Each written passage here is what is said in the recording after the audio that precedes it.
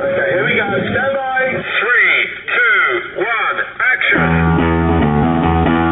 Assume nothing. Rash, bald-faced blasphemy. Question everything. I find it extremely hard to imagine. Open your eyes.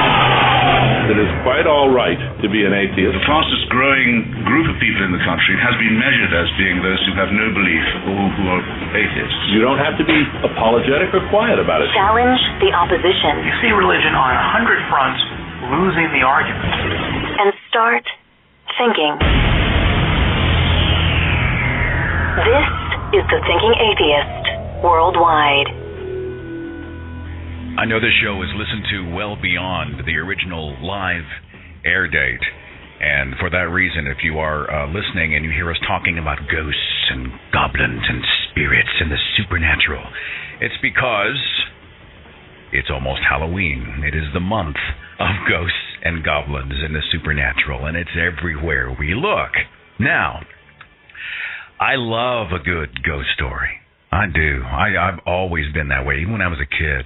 I just love, I don't know how else to say it, but to be scared. You know, when you go to, what's a great example? In the original 1978 classic Halloween, I remember going to my buddy Tony's house. I walked down the street. It was a dark street. And we watched it on his old VHS player. And it's late, you know, and I got to walk home. I'm just a kid. I'm walking home. I'm scared out of my mind. I'm seeing every shadow. I'm hearing every twig creak. I get home and I'm lying in bed, and the way the street light hit outside of my bedroom window, it made the shape of a human head. Right there, about 6 feet tall. So I'm lying in bed, checking the closet, checking under the bed, and looking at this head shape in the window. So anyway, I sleep intermittently all night. The next morning, I get up, I do my thing, go to school, come back. What do I do the next day? I go back to Tony's house. We watch Halloween again. You know, I'm a sucker for this stuff.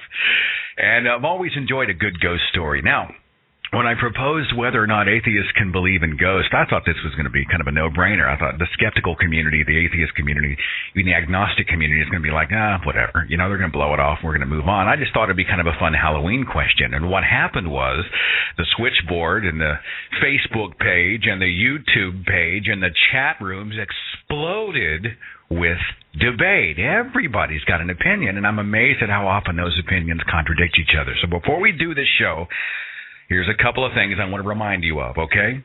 Atheists are allowed to enjoy ghost stories, okay? You're allowed to celebrate and enjoy your imagination. You're allowed to have a sense of humor as an atheist. You're allowed to have fun, and you're allowed to enjoy the holiday of Halloween. Okay? So if you hear us tell a ghost story, it doesn't mean that we buy it.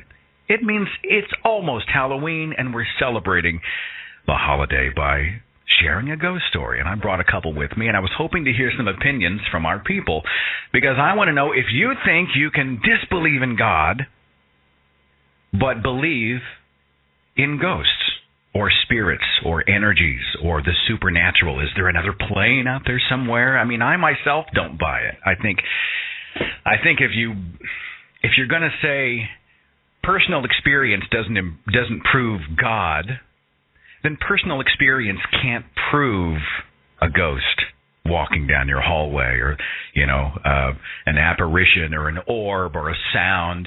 I think most of the time when people see that stuff, they see what they want to believe. But I was watching the Facebook page, and there were a ton of people who say, no, I've seen one. No, I've been there, seen it. And so I'm going to open the floodgates, and we're going to see exactly what our callers have to say on this subject. It's all about you once again, because the caller-driven shows are really my favorite. I actually called a couple of ghost hunter organizations and tried to set up interviews, and I think the name thethinkingatheist.com scared them off. I tried to tell them, look, this is not an ambush. I'm not calling you to tell you guys are full of crap. I just want to hear your story. I want to hear your specific take. Nobody called me back. So I attempted to get somebody in there who apparently does this for a living, but nobody wanted a piece. Let's go to the phones and kick things off and talk first to the Dark-Skinned Disbeliever. All right, I think if you're a skeptic or a free thinker or atheist, you probably came to that conclusion based on like a lot of logic and rationale, and reality and science and all of those things, you're really a thinking atheist. So if you come to that conclusion, then you don't believe in spiritual things, you don't believe in ghosts and goblins and ghouls.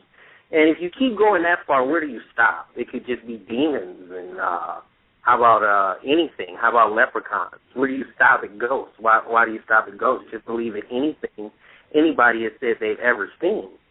Or, why not aliens or flying saucers or, Bigfoot, the Loch Ness Monster?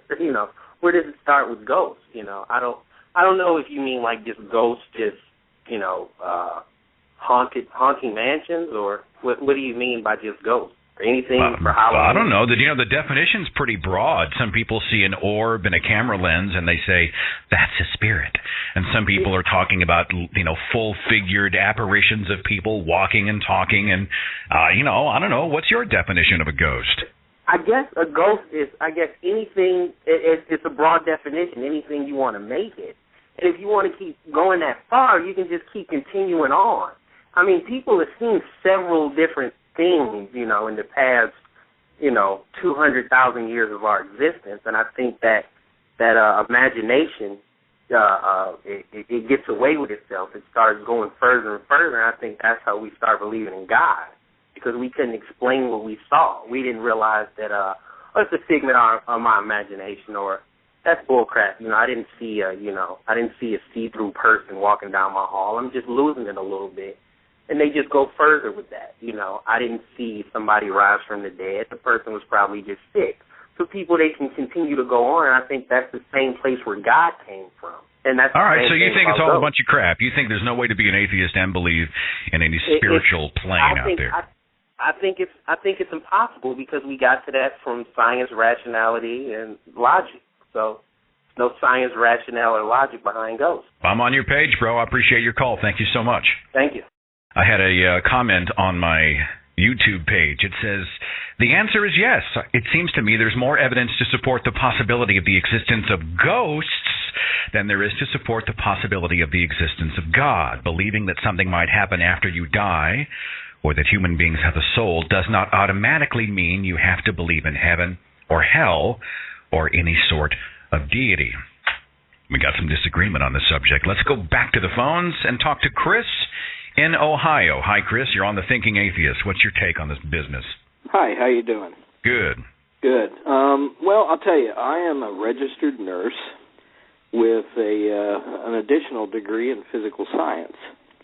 And, for the first, 20 years of my life, I was really into the whole ghost thing. I thought, oh, my goodness, there's so much evidence, and I say that in quotation marks. I really got into it. And then I started studying science and neuroanatomy and things like that. And, in all my studies on, the human brain, the conclusion that I've come up with, and, I'm just an RN, I'm not a neurologist, but the human brain is, it's a temporary thing.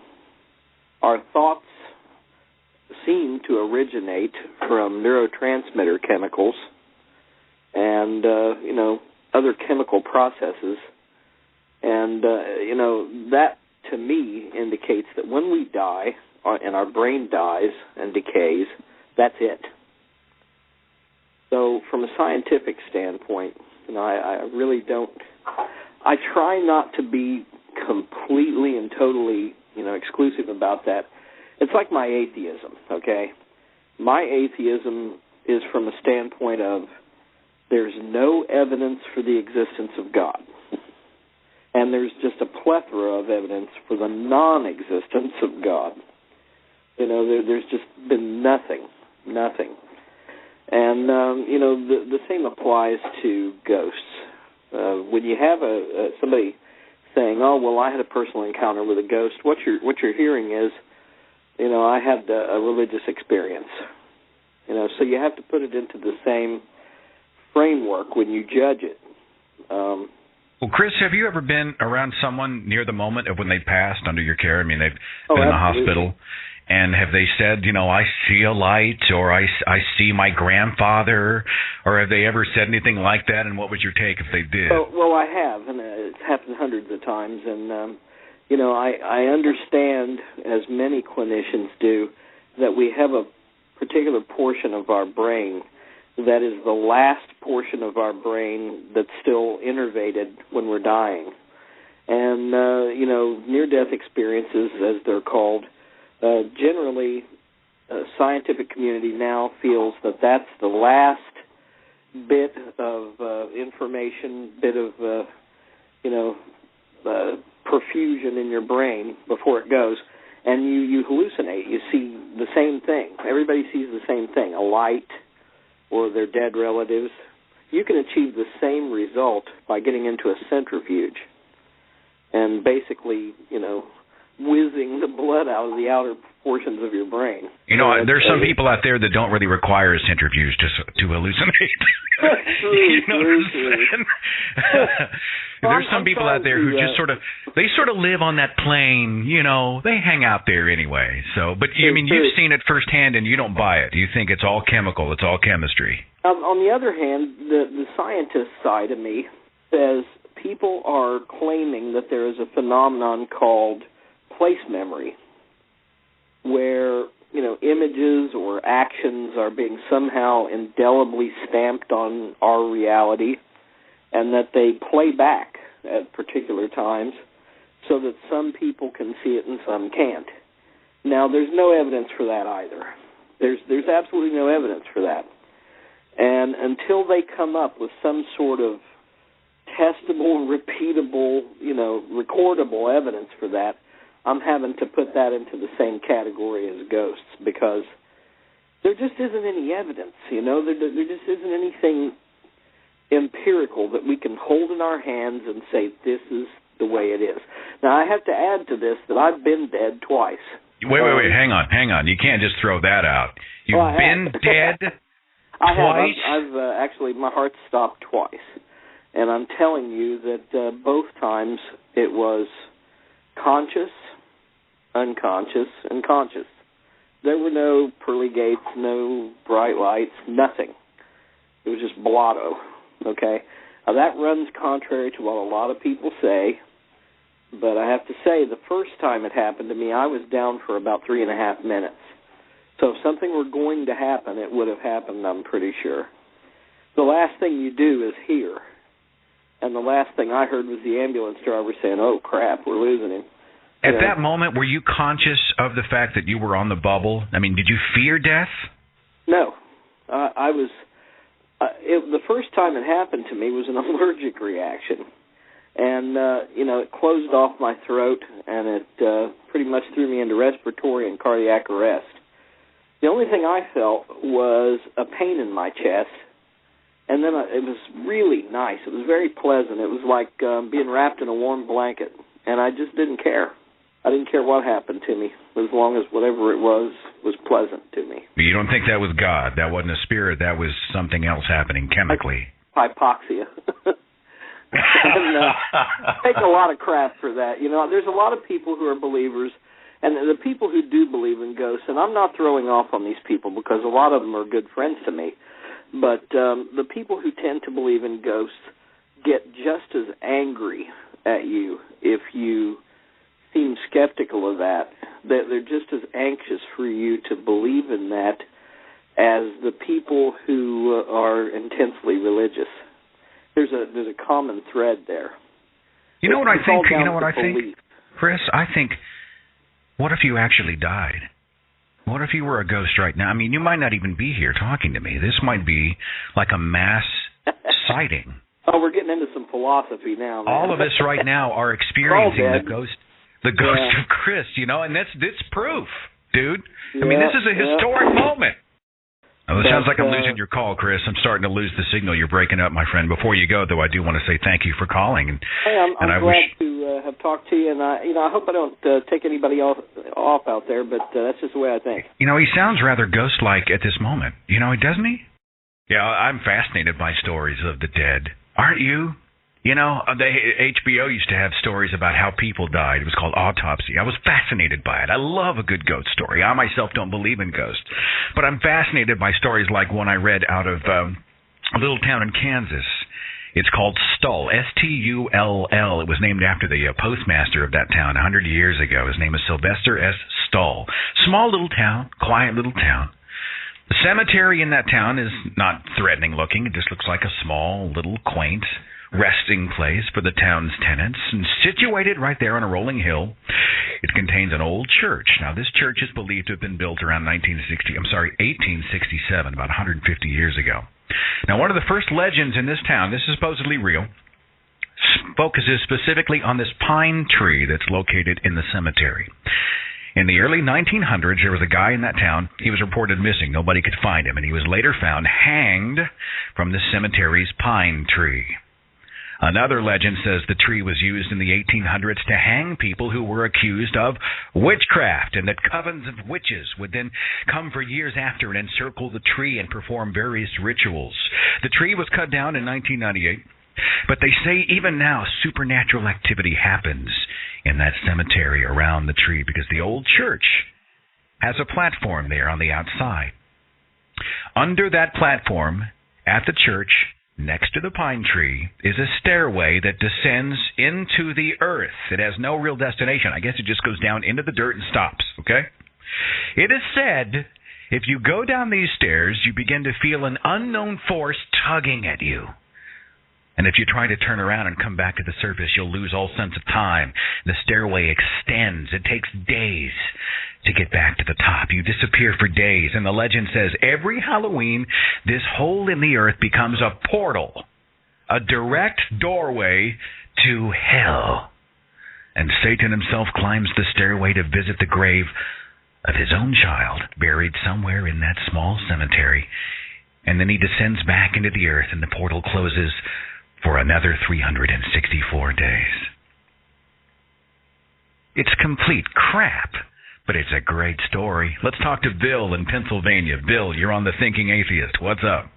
Yes, I'm an atheist, and I also have been ghost hunting for years. So I think I felt like I should call into the show. I'm glad you did. Now, our connection's a little spotty, so let's move as quickly as we can before I lose you. What do you got for me?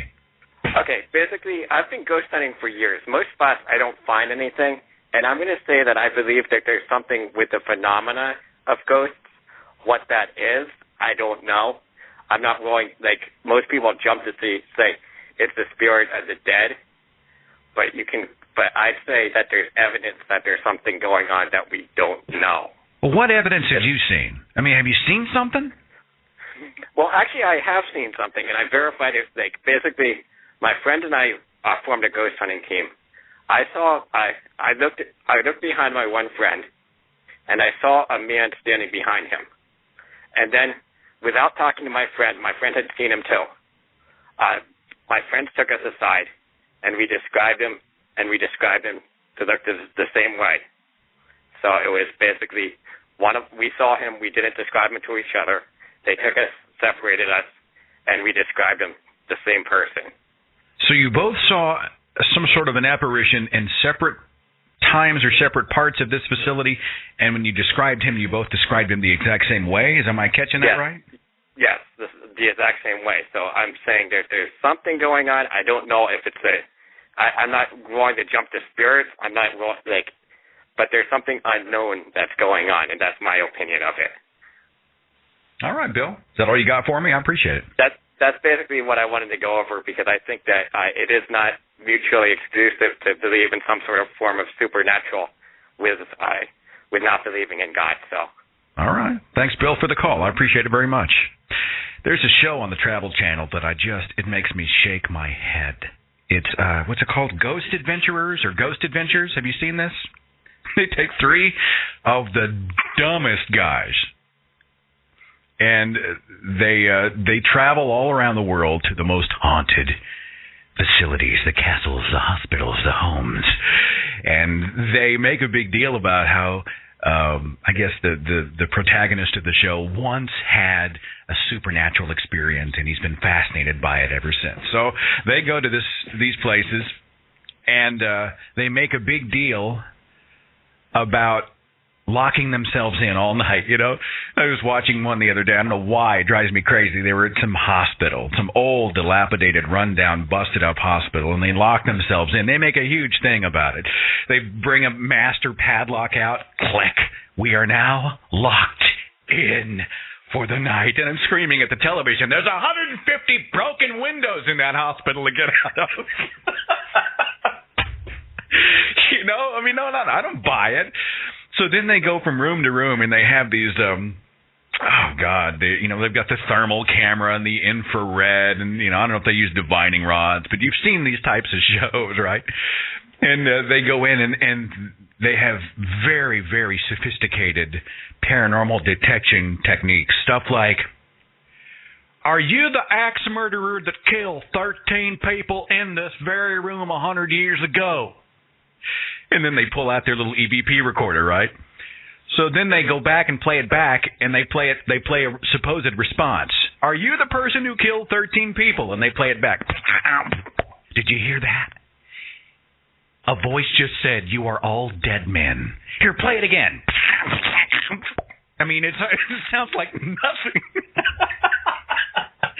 He did. He said we're all dead men. It's proof, and they're seeing orbs. I'm a professional videographer by trade. This is what I do, okay? So when I'm looking at them shooting video in the middle of the night, and they see a little orb flying around, a speck of dust, whatever it is, I'm screaming at the television set, that is not a spirit. I think mostly they see what they want to see. Maybe it's commerce. Maybe they're cashing in. Maybe they don't buy any of this crap. But they're millionaires, or they want to be. There's some ghost shows where they take celebrities. I saw one where they threw Gary Busey and some people into a haunted prison.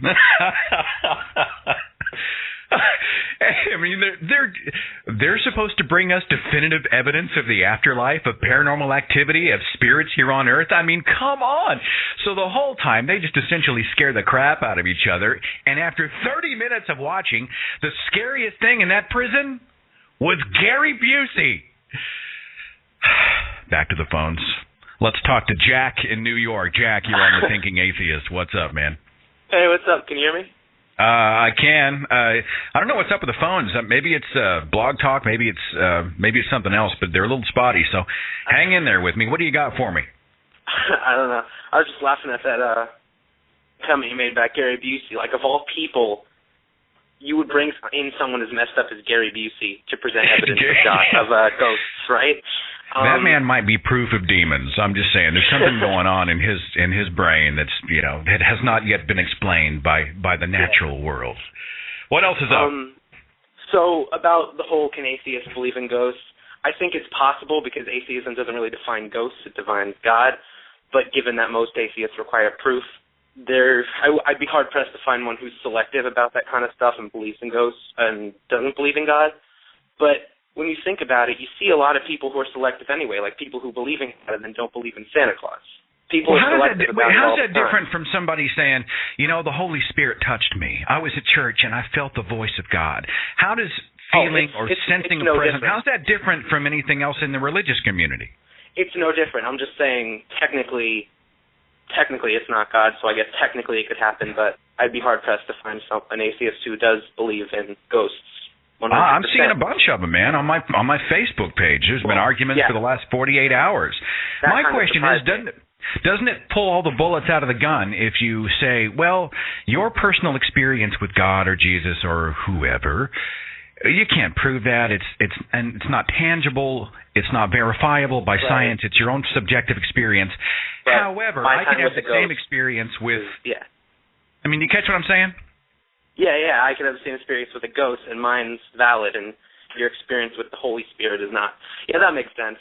And then when you're talking about the shows, I saw Ghost Hunter, the Ghost Hunters, and they're kind of like what you were describing, where they hear. Are they the guys on Sci-Fi?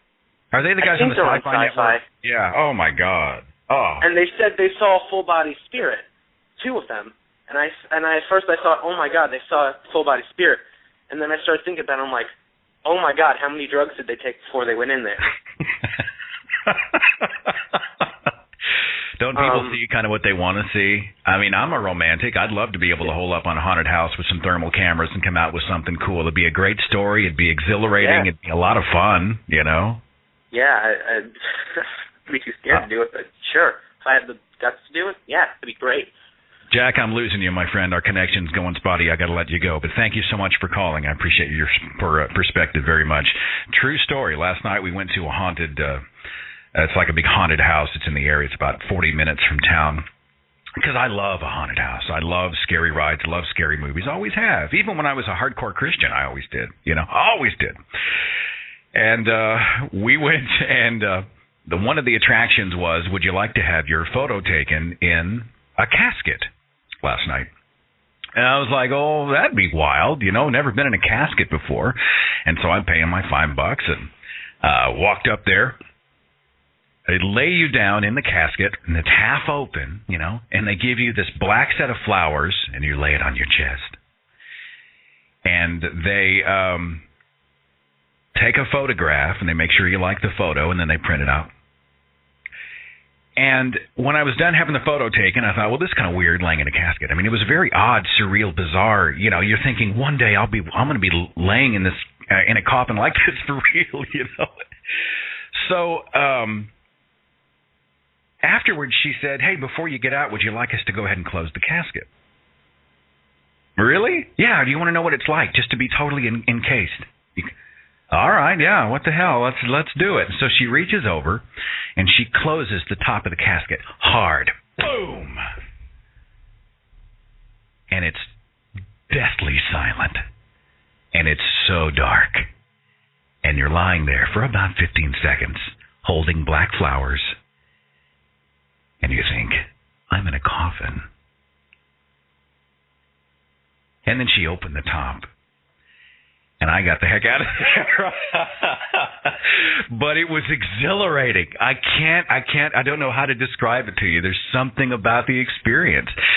I like to be scared sometimes. It makes you feel alive. Some people don't go for it. Some people don't enjoy ghost stories. Some people hate Halloween. It is my favorite time of year. Let's go to the phones and talk to Jeremy in Kansas. Jeremy, you're on The Thinking Atheist. What's up? Yeah, you mentioned Stoll, Kansas. Yeah. I'd actually went there in 2001 before they tore the church down in 2002, really? I believe. Oh, so the church is no longer there, the one that supposedly contains the portal to hell. Right. It's in crumbles now, but yeah, the stairway goes about 15 feet down to a water-filled cellar. That's it? That's it. Well, reality's so anticlimactic sometimes, isn't it? Right. We actually tried to go there last year with video equipment and to make like a debunking video, but it was on Halloween when we went last year. And you're going down there to blocking off. Shake hands with Beelzebub, and you find a water-filled cellar. I mean, what were you thinking at the moment? Like, this is a waste of time. Yeah, this was an extreme letdown. As it normally is in life when it comes to this stuff, the story is often a lot more elaborate and exciting than the reality of it. So, I don't know. You don't believe in ghosts? You're a total skeptic? A 99% skeptic when it comes to the unknown. As far as God goes, no, I don't believe anything goes. I doubt it. There's a legend of a local cemetery. It's on the outskirts of town. There's a suburb, and it's a great story. They say that some people around Halloween, apparently a child, according to the folklore, a child had been killed on the highway, hit by a car, right off a major highway. And next to the highway, about half a mile into the woods, is a small cemetery. And this is true. I've verified that the cemetery is there. And according to the story, people have reported driving down that very highway, and all of a sudden they look up and they see a child right in front of their vehicle at 65 miles an hour. Bam! They feel the impact. They feel a physical force. Boom! They scream. They pull the car over to the shoulder. They run back. And there's nobody. They call the cops. They call the ambulance, whoever. No one can find any evidence of any child. But when they get home, they look and they notice on the front bumper of their car is the imprint of the hand of a child. Another great ghost story. You may have heard of the Winchester Rifle, in the Winchester Mansion. Have you heard this story? Real quick, you got to indulge me. Gun magnate William Winchester, right? He makes his fortune. He makes millions of dollars producing firearms in the 1800s that would change the lives, sometimes take the lives of people all around the world. Now, I guess he and his daughter died within a few years of each other. And seeking comfort, William Winchester's widow, Sarah, went to a psychic or a medium. She was living in Boston, and she was trying to find out, she's trying to make sense of her life. She's trying to be comforted. According to the legend, this medium told Sarah Winchester that despite the fact that she'd inherited over like $20 million, which is huge bucks back then, there was a curse on the family because the guns that they had made had taken so many lives, and the thousands who perished from Winchester guns were seeking vengeance. Now, the story says that Sarah Winchester was told she had to leave her house in New Haven and travel west and build a home not just for herself, but for all of the many, many spirits who had fallen because of the Winchester guns. She should never stop building the house. If she continued to build, she would live forever. And if she ever stopped building, she would die. True story. There is a Winchester Mansion, not necessarily the spirit part. Construction started and proceeded around the clock. I guess they started in 1884 and went nonstop. 24/7 until the day Sarah Winchester died, September 5th, 1922. The Winchester Mansion is a big random mess. There was no real floor plan. They were just building room after hallway after stairway after cavern it's crazy. Some say rooms and hallways and hidden passages and stairways, they lead to nowhere because Sarah Winchester wanted to confuse the spirits in her own house so they couldn't find and get her. Roughly 20,000 gallons of paint required just to paint the house. 160 rooms, 40 bedrooms, 2 ballrooms. The house has 47 fireplaces, 10,000 window panes. Many people say it's still haunted. The legendary illusionist Harry Houdini actually went and toured the mansion. There's a photo of Houdini in the mansion hanging now. It's a big tourist attraction for thousands of people. Every Friday the 13th, they ring a large bell on the property. They ring it 13 times at the 1300 hour, 1 a.m., in tribute to Winchester. Now, are the spirits restless? Are they walking the hallways and haunting the stairwells of the Winchester Mansion? If you're ever over at 525 South Winchester Boulevard in San Jose, California, there's a Winchester Mansion, and you can go in for a fee, and you can decide for yourself. Back to the phones. Austin in Kansas. Austin, you're on the Thinking Atheist. Good morning. Good morning. I just wanted to say that if you're the kind of person who comes to atheism through skepticism, then you are not likely to believe in ghosts. However, there are people who are atheists not because of skepticism, but simply because of the way they've been raised, such as Buddhists. Where do you fall? Do you believe? Oh, no. I'm a skeptic and an atheist. I don't believe in ghosts or God. Demi, I'm going to put you on hold and try to come back to you here in just a second. Okay, Austin? Okay. I don't want to lose you, but I've got some kind of phone issue. Let's talk to... Wow, I hope I say your name right. Is it Ilya? Yes, it's Ilya. Ilya with an I. Personally, sorry, I'm just a bit nervous. I don't believe in the ghosts. Yeah, I did. But you atheists can't believe in ghosts because there's more evidence than in God. God is something. It's a book, yeah. And everyone distorts it and gives you an image that you create in your own mind. But ghosts, you have a specific image of a ghost. It's a human, a white human in a dark room. It's orbs. It's something that you can describe and everyone can understand if you saw a ghost or you had a personal experience. I appreciate your call very much. You're from Israel, is that right? Yeah. Wonderful. Take care of yourself. Thank you so much for calling this morning. I appreciate it very much. Thank you. Back to the phones. Brendy in Chicago. Brendy, you're on the Thinking Atheist. Good morning. Hi. How are you doing? Talk to me. What do you think about all this mess? I have always been an atheist and a skeptic, but when I was growing up, very young. I used to watch Arthur C. Clarke and Mysterious Universe, and it always fascinated me. They would go into ghosts, but it was more broad, where cryptozoology and Yeti and Sasquatch and all that stuff too.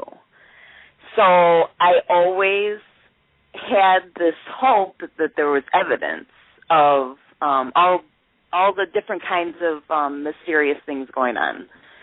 But it wasn't until maybe 2 years ago that I finally completely let go of all supernatural thinking once I started really looking into real scientific evidence and what that meant. So I'm totally free and clear and no longer believe in ghosts and haven't had any experiences since. So you don't think that this Halloween, that the ghosts, the undead, the unrest spirits are going to be out there traveling, trying to connect with those they've recently lost? You don't buy any of it?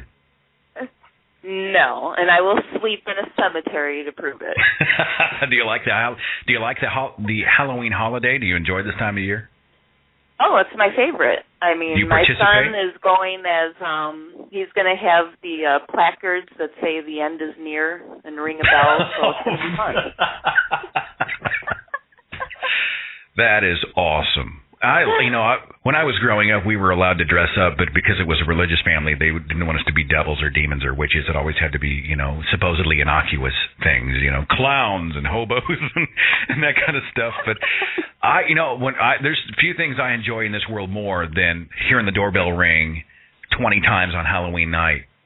And there's the cutest costumes on the planet. Some little kid dressed as, Spider-Man or something like that. I mean, that's just the most fun. And so I think as atheists, we need to still be able to enjoy fantasy and imagination and have a sense of humor and enjoy the holiday. I had somebody chastise me for calling it Halloween, because Halloween is obviously All Hallows Eve, the name that the Catholic Church gave to it when they were trying to compete with the Druid ceremony, blah, blah, blah. And I'm like, it's freaking Halloween. That's what everybody knows it as, Everybody just take a pill. Anything else for me, or are you good? I'm good, thank you. Have a wonderful day. Thanks for calling. Appreciate it very much. I had a message on my YouTube page. It says, can atheists believe in ghosts? Only if you're a complete idiot. Tell me how you really feel. Another comment said, yes, you can believe. Obviously, an atheist can believe in ghosts or other supposed supernatural entities. By definition, the only thing the atheist doesn't believe in is gods. In my opinion, believing in the supernatural is completely silly. But as long as you don't believe in gods, you're an atheist. All right, I'm a little confused. Because when you get into the supernatural and God, isn't there some overlap? Wait a minute. James Randi has a quote that says, no amount of belief makes something a fact. No matter how much I believe something doesn't make it true. And if somebody says, I saw, I felt, I experienced, I had a feeling, and I just know it happened, that's not proof, is it? But there are some people out there who are truly who are true believers. Jay in Texas. Jay, you're on The Thinking Atheist. What's your take on this? I was going to throw in a kind of a semi-neurological aspect.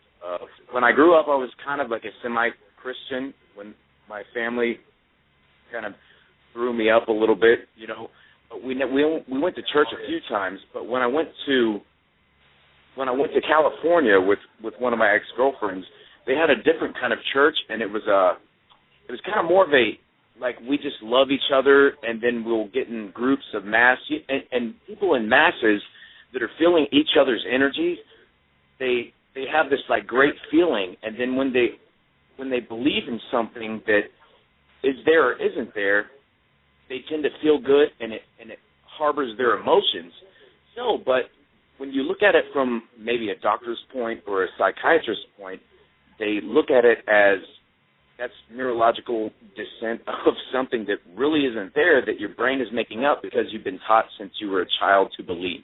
Would you spend the night at a haunted house? Would you fear the spirits? Well, I wouldn't fear the spirits. I would fear people with chainsaws. You've been through a few of them haunted houses, haven't you, son? I have, man, but it's something that I don't choose to do because I know in physical belief, if you go to a haunted house, you never know what kind of weird person is in there. You just never know what. It doesn't matter if they're a ghost That's or not. awesome. But all right, Jay. I appreciate your call. Thanks for calling in to Thinking Atheist. Happy Halloween to you. What is it about the chainsaw? You just hear it, and automatically you get the goosebumps. Steve in the UK. Steve, you're on the Thinking Atheist. What's up? How are you doing? Excellent. Personally, I think that one should use the same rationality as an atheist that you put forward in your arguments against the existence of a God. You should use that same rationality when you're talking about spirits and ghosts. Personally, I don't think either exist, because there has been such a lack of evidence to support either of the claims. Don't you also think that ghost stories, I would say, is more anecdotal, and it would not stand up to repeatable tests. Don't you feel that when people think they see a ghost, so often we find an explanation that has no supernatural quality whatsoever? I mean, wasn't there the bleeding statue, the statue with the blood coming out of the eyes, and it turns out that as it was constructed, there was some sort of a clay thing under the surface. I mean, there was video on that. I watched a video on that recently where it was completely debunked, along with the milk-drinking elephant god, that it's actually the stone that is capillary action is taking the milk from the spoon. But there's been no proof at all of the existence of gods or ghosts. Not a single thing. I appreciate your call. In the chat, there's a show in the UK called Most Haunted, and every week they see something. How strange. Well, do you enjoy the holiday of Halloween? Well, it's just a bit of fun. Kids going out dressed up, because all they're after is the candy. Steve, I appreciate your call. I'm going to have to let you go, my friend. Thanks for calling the Thinking Atheist. Appreciate you very, very much. Despite a few technical hiccups, it's been a good show. A lot of great input, a lot of great ghost stories. I had somebody who sent a comment to our Facebook page that said, I don't believe in ghosts, but I do have a zombie plan. That's a good move, buddy. Always have your zombie plan for the zombie apocalypse. There's a book out. I gave it to one of my buddies a couple of years ago as a gag Christmas gift. It's like the Zombie Survival Guide. Have you seen this thing? Go to Amazon.com. You'll see it. It's brilliant. Just got to be prepared for this stuff, Being an atheist, being a zombie farer, they're not mutually exclusive. Adam in New York, you're on the Thinking Atheist. What's up? Hey, I more or less just wanted to comment about the topic and about how, well, you get the idea when you start off young, when you're a child, right? And somebody introduces the idea of a God into your brain. You associate, your deity or your God or whoever was introduced to you as a being that you can relate to. And there's certainly symbols and idols and pictures and things for you to actually grab onto, so it becomes more physically easy and mentally easy to grab onto the idea, especially having a support group as big as your family and friends and peers and such. I would almost say it's the same thing with ghosts. The idea of a ghost is not in your head when you're born. You're not genetically implanted with the idea of ghosts or demons or anything else like that. The only time that you are actually what's the word I'm looking for? The only time you're actually introduced to the idea of the supernatural is with the idea of religion. It plays part in part. You have a spirit inside you, have a soul inside you. Therefore, there can be spirits that are disturbed, or spirits that are angry, or spirits that are cannot go to rest because they cannot go. They're stuck in limbo. It's only when we can find a place for these ideas to stay in our heads can we manifest them from our own, experiences. A hallucination is a lack of perception. It's a lack of it involves the brain seeing patterns and using things that you can't see and understand. So your brain can manifest visuals. I've met people that swear up and down that oh, did you see that? And I didn't see anything, but apparently they thought they saw something, or they did see something, but it was merely just their brain creating something to register what they did not know it was.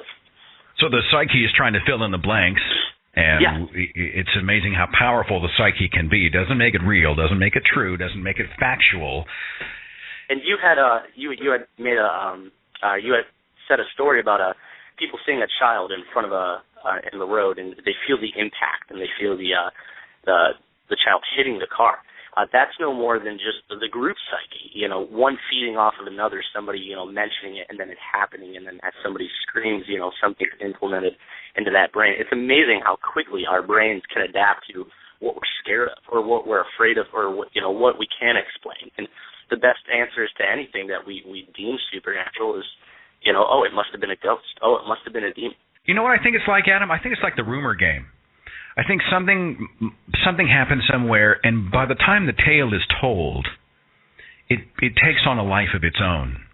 And people love this stuff, and before you know it, this thing has become a huge escapade. It's become a something that you can share around the campfire, and every time it's told, it takes on another dimension and more characters and more importance, and before you know it, it's huge, That's what I think. I think the imagination is a powerful thing. Adam, I appreciate your call very much. Thanks for buzzing us from New York.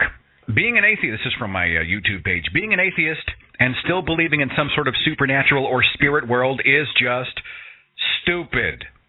The reason I don't believe in God is the same reason I don't believe in ghosts, ghouls, goblins, leprechauns, fairies, monsters, energies, and all that New Age crap. I'm not sure that leprechauns falls into the New Age category. That's a whole other legend, my friend. Dennis in Canada. Dennis, you're on the Thinking Atheist. What's up? How you doing? I'm doing well. What's up? No, I'm doing great. I'm actually doing a BTR show on marrying spirit with metaphysics and how, source core consciousness, people call God or whatnot, is undeniable, in my opinion. This is only my expression. Certainly no truth, just an expression within myself.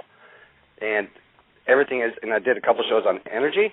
I had to make two parts because the topic is huge, and how we are all energy and everything is made up of energy, as everything is made up of atoms, and atoms, do vibrate, and all energy does vibrate. That's why we can't see, quote-unquote, ghost spirits, because their energy vibration is so high that it becomes unseen, per se, in the metaphysical world and realm. So, my show name, don't mean to plug, the big picture, it's the Big Bang, and it was a conscious thought, one single conscious thought, that brought this existence that we are here right now. And again, we only live here in such an infinitesimal amount of space and time that, even before the Earth was formed, there were other, the universe existed and did hold cosmos and astral bodies, big planets, stars, galaxies, et cetera, even before the formation of the Earth. So, for people to say that, don't mean to get off the topic, but for people to say that, life doesn't exist only on this planet, there's no UFOs or aliens or anything like that, whatever. You got to sit down and try to wrap your head around the whole thing. Okay, I don't want you to take this wrong. Yeah. I have no idea what you just said. Okay, I just don't. I mean, are we talking about extraterrestrials? Are we talking about ghosts? Are you saying that you do believe or that you don't believe? I do believe. I do believe in ghosts, per se. Okay. And because because you don't see them and it hasn't been proven or whatnot. Well, tell me why you believe. I mean, in a nutshell, I'm going to move on, but quickly, why do you believe? How did you get there? Well, it's just that for myself, and I've been doing this all my life. I've always tried to figure out the big picture, like the whole big picture. Why are we here? What is our purpose? And, I've come across, I've studied metaphysics. I've studied, different religions. I've studied, I'm by no means a religious man. I'm just someone who has his own expression, and that's what brings me to my conclusions. All right, Dennis, I appreciate your call. Thank you so much. Well, thanks for taking my call. What did Dennis just say? I mean, how did you get there? How did you become a believer? Did he answer the question? Here's a legend that began just before the mid-19th century, another great ghost story just before the start of the American Civil War in Charleston. Check this out. The Navy had a huge presence in Charleston, right? And the men from all over the country would be stationed right there in Charleston, South Carolina, as part of their military service. Now, here's a legend, okay? That's a pretty famous one. According to the legend, there was a young sailor from Virginia, and he met a girl from Charleston by the name of Annabelle Lee, and they quickly fell in love, and they were totally inseparable, okay? They spent every available moment together. Now, Annabelle's father didn't approve at all. He forbade Annabelle from ever seeing this guy again because the Navy guy was not good enough for his daughter, blah, blah, blah. But Annabelle was in love. So against her father's wishes, she secretly met with her lover over a series of months in a secluded Unitarian graveyard. I'm not sure why Unitarian is relevant to this particular legend. But okay. Annabelle's father discovered their secret clandestine meetings, and he locked his daughter in her room for many months. And while she remained locked away, the Navy guy was returned by the military to his hometown in Virginia. Now, Annabelle died of malaria, common at the time, and before the Navy guy could come back to Charleston to mourn the death of his true love, Annabelle's father came up with a plan to keep the lovers separated even after death. On the day of her burial, the father had several false graves dug so that her lover would never truly know where Annabelle was buried, and he would never truly be able to say goodbye. And since he couldn't visit her true resting place, the sailor is said to have mourned her at the secluded cemetery where they had so often met when she was alive. Now, the residents of Charleston tell the story to this day, and they say the ghost of Annabelle Lee can be seen wandering the grave sites, searching for her mourning, long-lost love. And legend says Edgar Allan Poe himself referred to this story in his own poem when he wrote the words in 1849. For the moon never beams without bringing me dreams of the beautiful Annabelle Lee, and the stars never rise, but I feel the bright eyes of the beautiful Annabelle Lee. And so all the night tide I lie down by the side of my darling, my life and my bride, and her sculpture there by the sea, and her tomb by the sounding sea. It's a great story, and it's a great season for ghost stories. And it's time to go back to the phones to talk to Sue in South Carolina. Sue, you're on the Thinking Atheist. Good morning. Good morning. I'm glad to hear that more atheists are thinking. Well, whatever. What's going on? Well, my favorite comedy show used to be The Pet Psychic. I don't know if anybody remembers that. Oh, my God. But now my favorite comedy shows are the Ghost Hunters and Ghost Adventures, and I watch them and laugh my head off. They have they're about as sharp as a sack of wet mice. You know what I'm saying? I love they make assertions like that they will say that because their EMF meter is going off, that means that there's a ghost. Because there's no proof of that. That's never been proven. What's been proven is that electromagnetic fields can cause hallucinations because our brains run on electricity. I like it when they walk into a room, Sue, and they pull out one of these. They say, the temperature just dropped like 20 degrees in this very spot. 20 degrees colder, man. Come here, stand right here. It's 20 degrees colder. And then they look at each other as if they've just had an epiphany, as if they've just discovered it, And I don't know about you, but I'm screaming at the television the whole time. Oh, no, I laugh my head off because they want to sound scientific, but they're in no means scientific at all. What they're doing is using woo-woo talk to confuse people who may be suggestible. One of the reasons why they were discussing in the room I saw, why do they always do these investigations at night? They do the investigations at night because people with their vision impaired are much more suggestible. And if anybody knows anything about suggestibility, that is how people, if you are more suggestible in terms of your personality, that's easier for psychologists or psychiatrists to hypnotize you. Now, Sue, hang on. Do you think some people have a more sensitive kind of a radar for this kind of stuff? Do you think some people are more susceptible than others to buying it? I think so. I think that it's ignorance. I've met atheists who believe in ghosts wholeheartedly because of things that they've seen.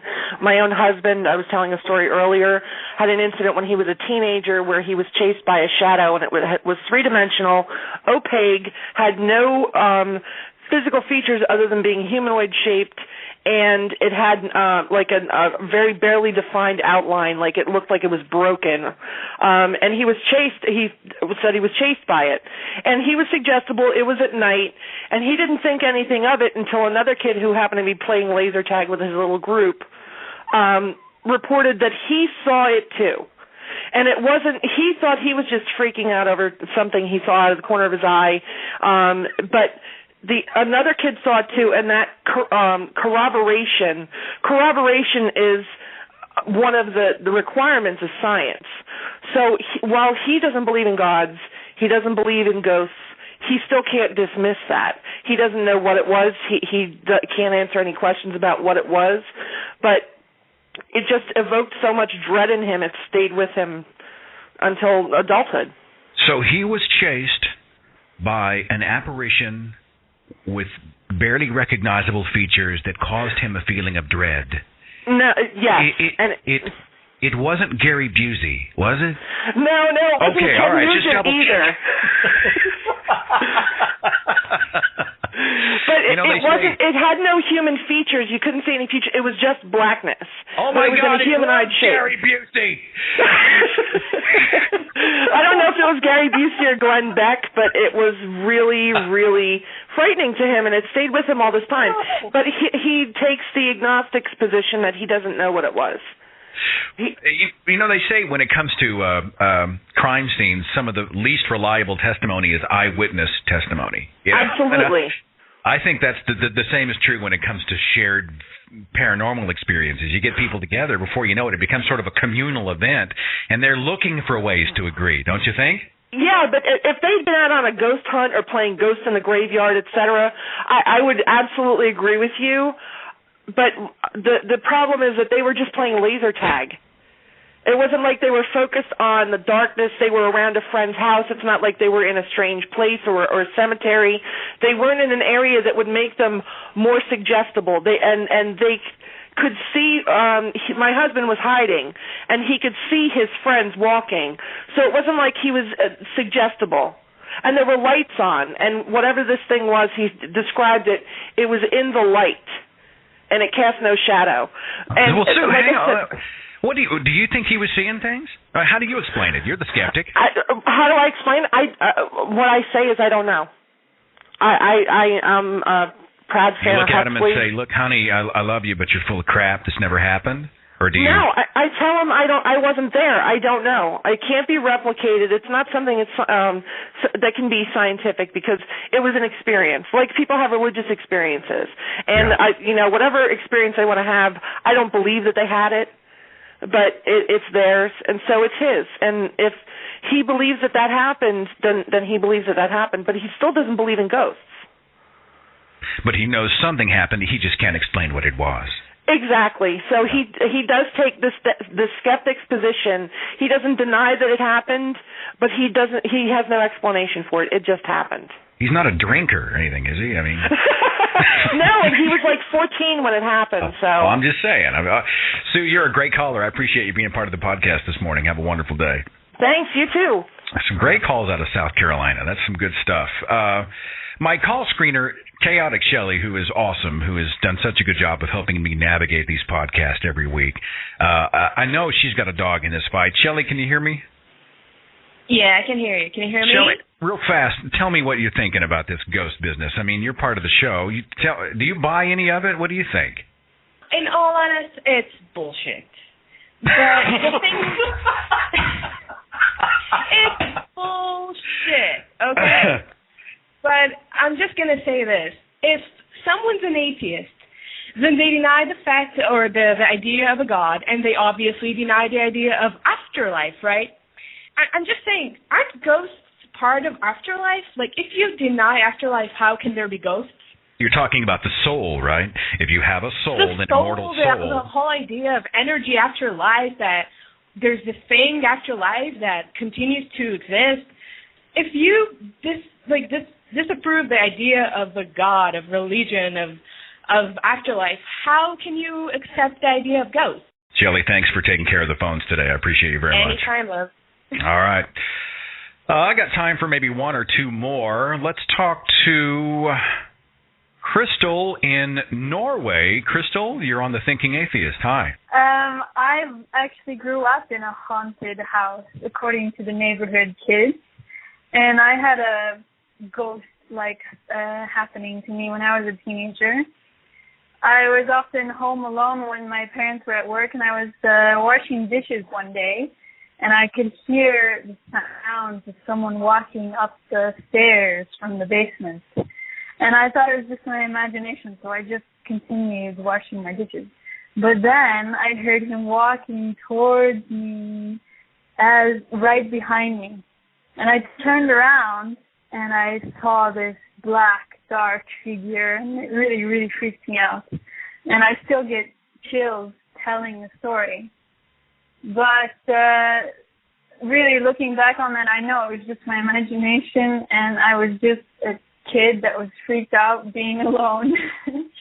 And it's so easy for your brain to play tricks on you, I think. And I did that many times throughout my childhood, too.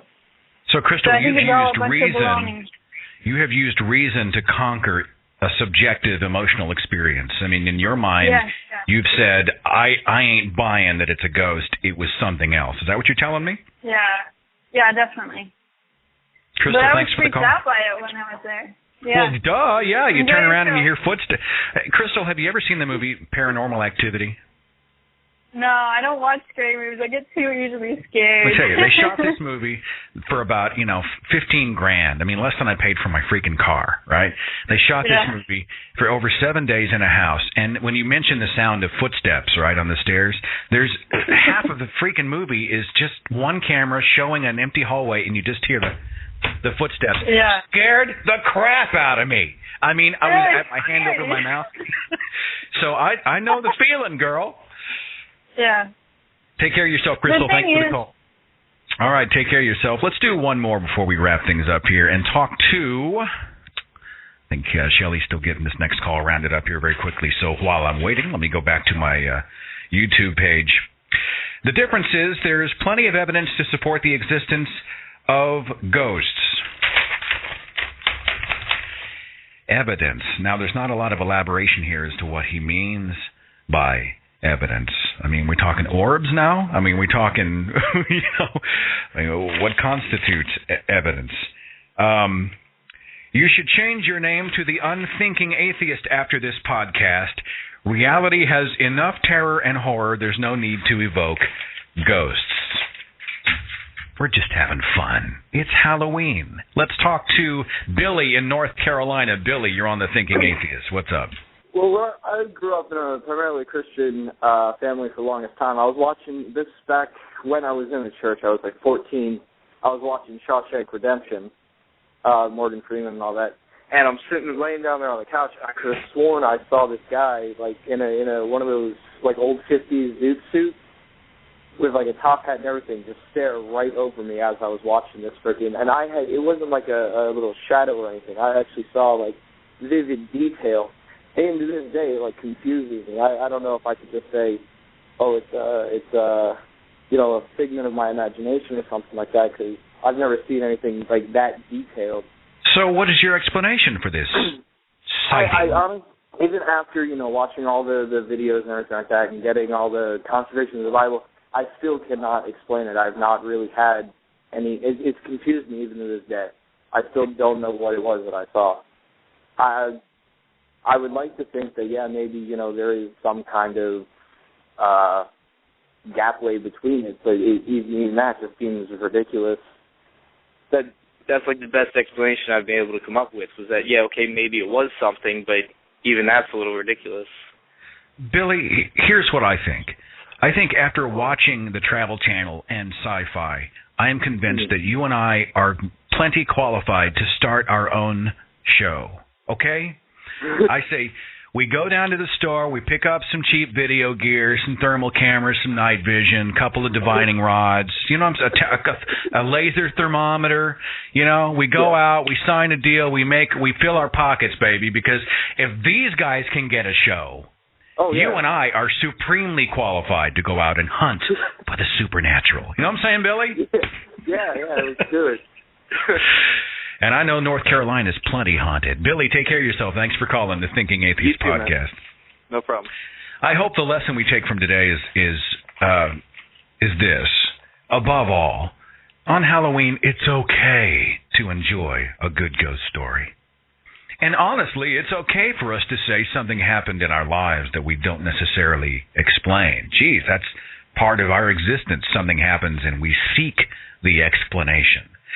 What I think the atheist and skeptical community is promoting is you don't automatically close your eyes and say, I just got, the hair stood up on the back of my neck. That must be my Aunt Myrtle, walking the halls. Or, it was the child who was murdered in this house 100 years ago. I mean, what happens is we say, you know what, I don't know why it happened. I don't know what the explanation is, but I'll bet there's a reason that can be explained by science or by chemistry or neurology or what have you, and I think that's the difference.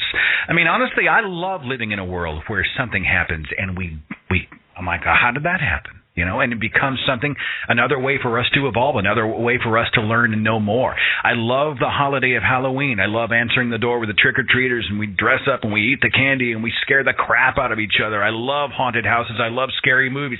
And it's just, I think it speaks to the imagination. It speaks to, fantasy, to be able to go out and just live life. So don't let any of this talk about ghosts bother you if you are an atheist or a skeptic, because quite frankly, we can enjoy Halloween just as much as anybody else. And I'm thankful for the stories that have been shared and the calls we've got. Another big thanks out to Chaotic Shelley for managing our phones and keeping things just as smooth as possible despite your host. And I hope before we speak again, you have a wonderful week and a very, very happy Halloween. Follow The Thinking Atheist on Facebook and Twitter. Watch dozens of original videos on the Thinking Atheist YouTube channel. And visit our website for resources, links, contact information, the editor's blog, and more. TheThinkingAtheist.com.